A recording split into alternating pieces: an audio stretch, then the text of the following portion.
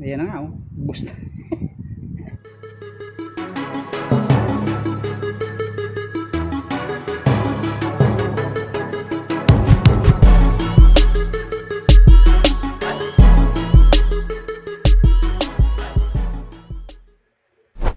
Yo, what's up, what's up? Magandang tanghali sa inyong lahat at mayroon tayong gagawin ulit ngayon. Kakatapos lang natin maligo. Ayan. So, kanina may ginawa rin tayong NMAX. Ang problema naman noon ay brake pa din. Then, panggilid nagpalit tayo ng mga o-ring. So, dito naman, maingay daw. Tsaka sumasabit. So, check natin kung bakit sumasabit. Ito. Ubos na. Ubos na ang kanyang lining pagka ganyan. So kaya ano natin, kapalitan natin ng bagong lining. Ayan o. Ayan o. Tapos makikita mo dito, dikit na. Yan. Dapat may gap pa yan eh. So ito, dikit na dun sa disc. Kaya ang gagawin natin, dilinisan natin, then papalitan natin ng bago. So ang ipapalit natin ay orig. So ito ay ipapalit natin Yamaha. Ito palang Yamaha na to, pareho ng Mio S40, itong likod ng NMAX. Tapos ang harap ay pareho naman ng common siya sa Mio i125. Yan. So linisan muna natin para pagtanggal natin ay malinis.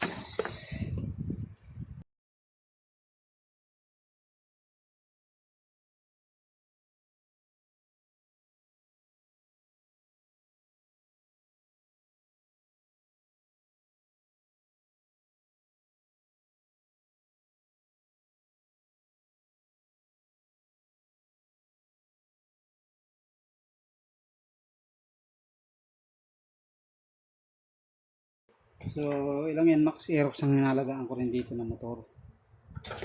Mga motor ng tropa.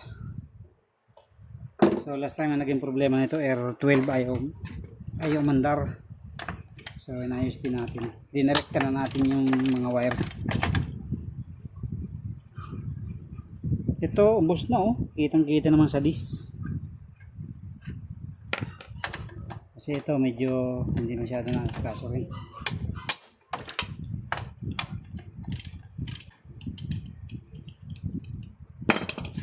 Dahil lang may-ari nito ay may palakaya, naglalaot. So ito na,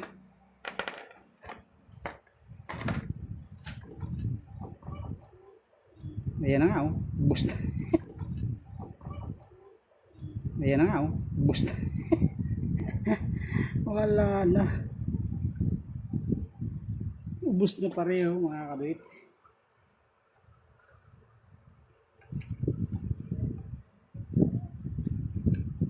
Ayan, pansinin nyo naman oh. Wala na natira. Grabe.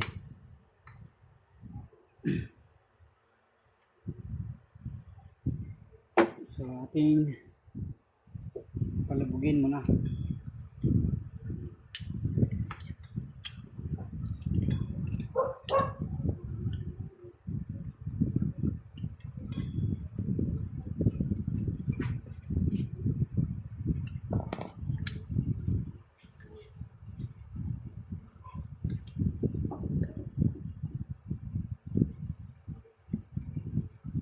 Literal na naubos ang lining.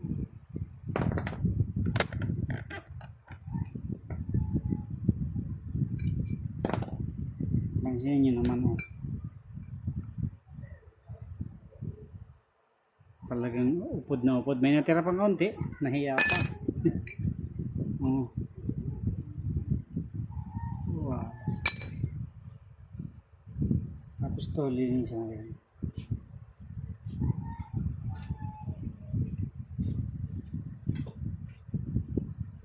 So linisan muna natin, tapos kabitan natin ng bago. So eto na mga kadate, nalinis na natin, tapos pinalapat na rin natin. So talagang ubos na ubos. Ito yung pinagpalitan niya, ito yung pinalitan ko kanina. Yan, medyo may tira pa. So wag nyo nang sagarin na maubos to.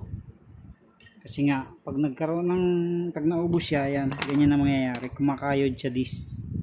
So once na kumayod siya dis, ang mangyayari, magkakaroon ng gasgas ang dis. At yun na, doon na mag-uumpisa yung mabilis, mapudpud na lining na pad. Kaya dapat ay huwag sagarin ng sagad na sagad. Tsaka ramdam nyo rin yan kapag manipis na ang inyong lining, ang inyong brake pad o brake shoe, maingay, nagkakaroon siya ng noisy sound. Kaya dapat ay mapalitan nyo ng lining o pad bago siya dumating dun sa sukdulan.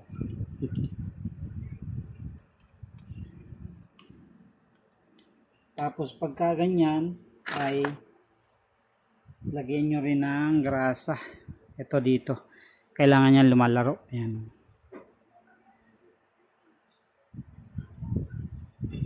So pagka hindi na masyadong lumalaro, tanggalin nyo lang to. Ayan. Katulad yan, meron pa naman siyang grasa. Pero lalagyan na rin natin para sureable.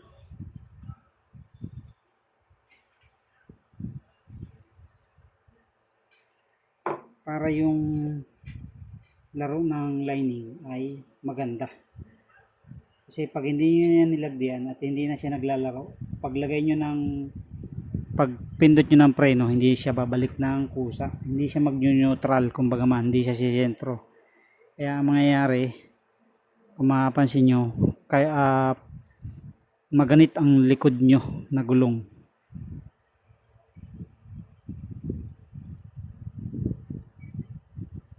Kaya dapat maibalik.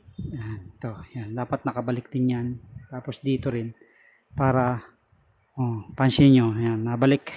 Ayan nagbabounce. So yun yung advantage ng na cleaning at na regrease. Tapos ang pagbabalik naman ng spring, so itong side na to, yung may bend yan, sa labas to, sa loob ayan, dito sa harap sa atin. Yung kabilang side kasi makapatong lang yung lining yun So yung bend na yun yung pinaka guard ng lining. So ito original na lining ang ilalagay natin.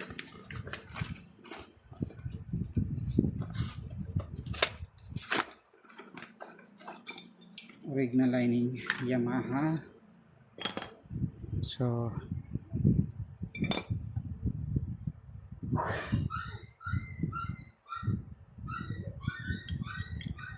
salpak nyo lang siya dyan. Common siya sa Mio S40 mga kaduit.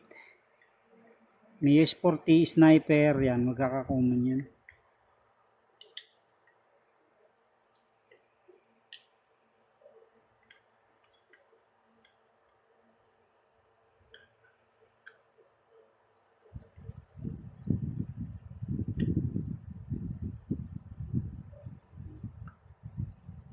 Yan, sentro nyo lang. Tapos itong isa kailangan pumasok dun sa dalawang bend na maliit para hindi siya maingay. Kumbaga siya yung magtutulak para laging nandito siya. Kasi yan tumutulak lang dyan kapag pumipreno kayo ito. Yan, ito kasi yung pinaka papasok dun sa bend na yun para mag-stay lang siya dito sa gilid yan. So para hindi siya tumulak dun. So yun yung purpose ng dalawang bend na pinakita ko kanina sa spring. Tapos lagay na natin yung ating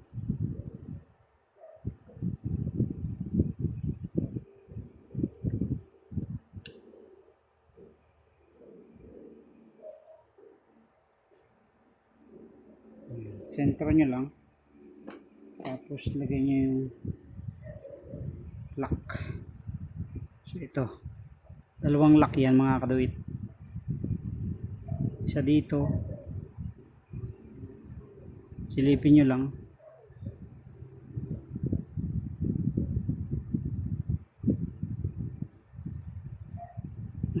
Kailangan pumasok yung gitna.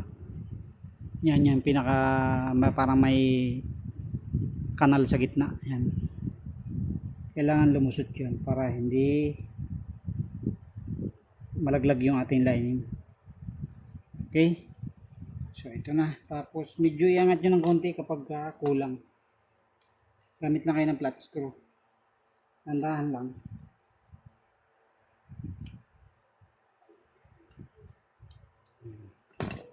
Tapos saka natin ilagay.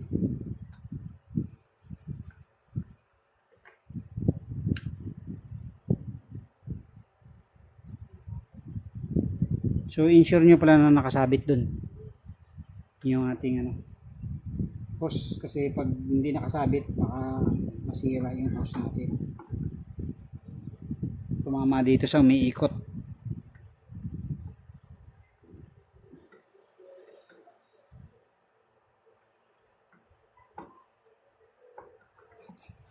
Ayan.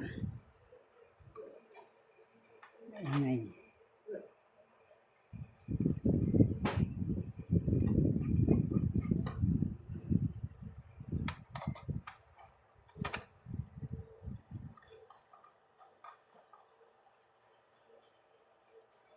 So sa pag pag susungkit nyo, kapag yung matigas na ibalik yung piston, buksan nyo lang yung dito sa babaw. Ito. Buksan nyo lang yung panel. Ito, ayan. Yung brake master pala. Para mabilis bumalik. So, since tapos na tayo, higpitan ko na. Binuksan ko na to kanina. Kasi nga matigas yang matigas palubugin yung ating piston. So, ganun lang. Paanohin mo lang. Bubuksan mo lang dyan para sumingaw. Hindi siya magkaroon ng mabigat na pressure. Okay. So, yun na. Tapos tayo. Higpitan na natin.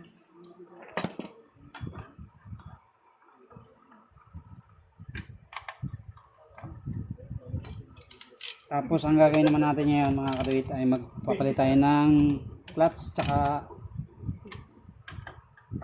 mag-upgrade tayo ng torque drive sa Mio Inmax natin. Medyo matagal nang pinalaan natin, medyo nagtitipid lang tayo kaya ayun, hindi agad natin nabili. So ngayon medyo kumita tayo ng mga nakaraang linggo kaya nakabili tayo. Ayan.